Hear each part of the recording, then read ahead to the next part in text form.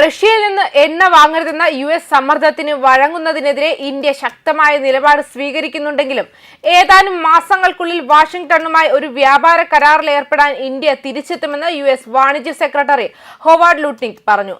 ബ്ലൂംബെർഗിനോട് സംസാരിക്കവെയാണ് അദ്ദേഹം പറഞ്ഞത്.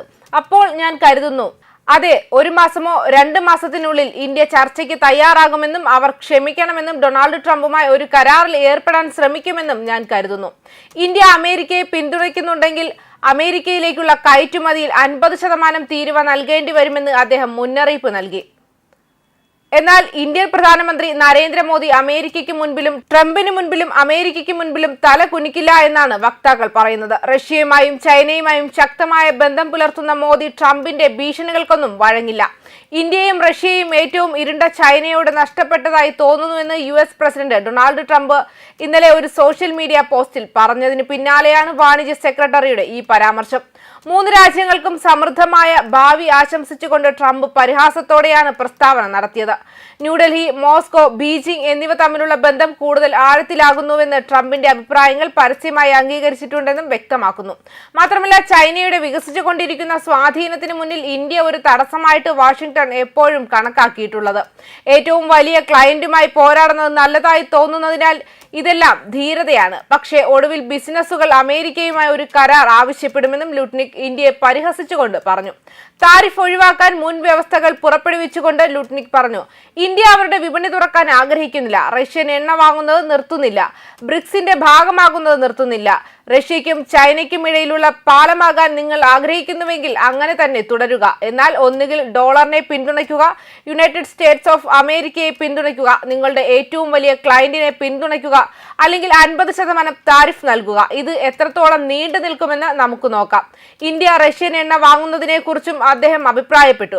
ക്രൂഡ് ഓയിൽ അനുമതിയുള്ളതിനാലും ശരിക്കും വില കുറഞ്ഞതിനാലും റഷ്യക്കാർ അത് വാങ്ങാൻ ആളുകളെ കണ്ടെത്താൻ ശ്രമിക്കുന്നതിനാലും ഇന്ത്യക്കാർ ഇപ്പോൾ തീരുമാനിച്ചു, ആഹാ, ഇതുപയോഗിച്ച് കഷ്ടപ്പെട്ടു, നമുക്കത് വില കുറഞ്ഞ രീതിയിൽ വാങ്ങി ധാരാളം പണം സമ്പാദിക്കാം. അതേസമയം ധനമന്ത്രി നിർമ്മല സീതാരാമൻ CNBCക്ക് നൽകിയ അഭിമുഖത്തിൽ ഇന്ത്യ റഷ്യൻ എണ്ണ വാങ്ങുന്നത് സംശയമില്ലാതെ തുടരുമെന്ന് വ്യക്തമാക്കി.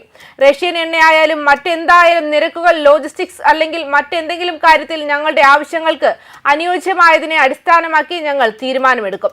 ഞങ്ങൾ എവിടെ നിന്നാണ് എണ്ണ വാങ്ങുന്നത്, പ്രത്യേകിച്ച് അത് വലിയ വിദേശ നാണ്യവുമായി ബന്ധപ്പെട്ട ഒരു ഇനമായതിനാൽ ഞങ്ങൾക്ക് ഏറ്റവും അനുയോജ്യമായതിനെ അടിസ്ഥാനമാക്കി ഞങ്ങൾ തീരുമാനമെടുക്കും. അതിനാൽ ഞങ്ങൾ തീർച്ചയായും റഷ്യൻ എണ്ണ വാങ്ങും, അവർ വ്യക്തമാക്കി. ട്രംപിന്റെ മുതിർന്ന വ്യാപാര ഉപദേഷ്ടാവ് പീറ്റർ നവാരോ നടത്തിയ കൃത്യമല്ലാത്തതും തെറ്റിദ്ധരിപ്പിക്കുന്നതുമായ അഭിപ്രായങ്ങൾ ഇന്ത്യ നിരസിക്കുന്നുവെന്നും വിദേശകാര്യ മന്ത്രാലയം ഇന്നലെ ഉച്ചകഴിഞ്ഞ് നടത്തിയ പ്രതിവാര ബ്രീഫിംഗിൽ വ്യക്തമാക്കിയിരുന്നു. മിസ്റ്റർ നവാരോ നടത്തിയ തെറ്റായതും തെറ്റിദ്ധരിപ്പിക്കുന്നതുമായ പ്രസ്താവനകൾ ഞങ്ങൾ കണ്ടു. തീർച്ചയായും ഞങ്ങൾ അവ നിരസിക്കുന്നുവെന്നും അദ്ദേഹം പറഞ്ഞു. ലോകത്തിലെ ഏറ്റവും ഉയർന്ന നിരക്കുകളിൽ ഒന്നായ 50% തീരുവയാണ് ഇന്ത്യക്ക് മേൽ അമേരിക്ക ചുമത്തിയിരിക്കുന്നത്. റഷ്യൻ എണ്ണ വാങ്ങുന്നതിനുള്ള 25% ഉൾപ്പെടെയാണിത്. US ചുമത്തിയ തീരുവകളെ ന്യായീകരിക്കാത്തതും യുക്തിരഹിതവുമാണെന്നും ഇന്ത്യ വിശേഷിപ്പിച്ചു. ഏതൊരു പ്രധാന സമ്പദ് വ്യവസ്ഥയെയും പോലെ ദേശീയ താൽപര്യങ്ങളും സാമ്പത്തിക സുരക്ഷയും സംരക്ഷിക്കുന്നതിനാവശ്യമായ എല്ലാ നടപടികളും സ്വീകരിക്കുമെന്ന് ന്യൂഡൽഹി വ്യക്തമാക്കിയിരുന്നു. കൂടാതെ ടിയാൻജിനിൽ നടന്ന ഷാങ്ഹായ് സഹകരണ സംഘടന ഉച്ചകോടിയിൽ 3 രാജ്യങ്ങളുടെയും നേതാക്കളെ ഒരുമിച്ച് കണ്ടതിന് ദിവസങ്ങൾക്ക് ശേഷം ഇന്ത്യയും റഷ്യയും തമ്മിലുള്ള ബന്ധം ഏറ്റവും താഴെ വീഴുമെന്നും സൂചന നൽകി ഡൊണാൾഡ് ട്രംപ്. അമേരിക്ക ഇന്ത്യയെയും റഷ്യയെയും ഏറ്റവും ഇരുണ്ട ചൈനയ്ക്ക് മുന്നിൽ നഷ്ടപ്പെടുത്തിയെന്നും അദ്ദേഹം പറഞ്ഞു. ചൈനയുടെ ഷീ ജിൻപിങ് ആതിഥേയത്വം വഹിച്ച ടിയാൻജിൻ SCO ഉച്ചകോടിയിൽ പ്രധാനമന്ത്രി നരേന്ദ്രമോദിയും റഷ്യൻ പ്രസിഡന്റ് വ്ളാഡിമിർ പുടിനും ഉൾപ്പെടെ നിരവധി ലോക നേതാക്കൾ പങ്കെടുത്തു. 3 നേതാക്കളും തമ്മിലുള്ള സൗഹൃദം ഒരു സന്ദേശം അയച്ചു. US പ്രസിഡന്റ് നടത്തിയ താരിഫ് യുദ്ധത്തിനിടയിൽ പലരും ഇതിനെ ഒരു വഴിത്തിരിവെന്നും ഒരു പുതിയ ലോകക്രമമെന്നും വിശേഷിപ്പിക്കുകയും ചെയ്തു. ന്യൂസ് ഡെസ്ക് കർമ്മ ന്യൂസ്.